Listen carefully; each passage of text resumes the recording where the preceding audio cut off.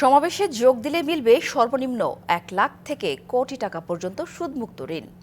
এমন প্রলোভনে গ্রামের শত শত নিরীহ মানুষকে ঢাকায় নিয়ে আসার অভিযোগ উঠেছে অহিংস গণঅভ্যুত্থান বাংলাদেশ নামে একটি সংগঠনের বিরুদ্ধে।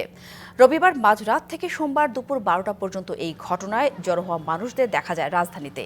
তবে নির্দিষ্ট করে কারো নাম বা সংগঠনের পরিচয় স্পষ্ট করেনি আগত লোকজন।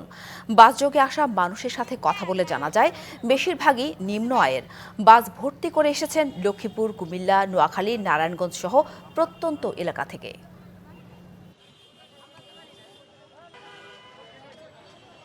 আমি লিখে বুঝি না, বিএমপি বুঝি না স্যার। আমরা কইছে আরে বিনা সুদে টাকা দিব, মানে লাখ সবাই লাইয়ে আরে। তার নাম রুমনা বেগম। বাজে এনে মানে গাড়ি দেখতেছি কমপক্ষে 400 গাড়ি আছে।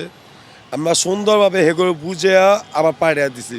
আওয়ামী লীগের একটা এজেন্ট, ওনাদের একটা চক্রান্ত যে এইখানে মানে আজকে আমরা এই স্বাধীনতা পাইছি, এই স্বাধীনতারে আবার কিভাবে ওনারা ব্যাঘাত ঘটাইব, দেশের ভিতরে একটা বিশৃঙ্খলা পরিস্থিতি কিভাবে তারা তৈরি করব।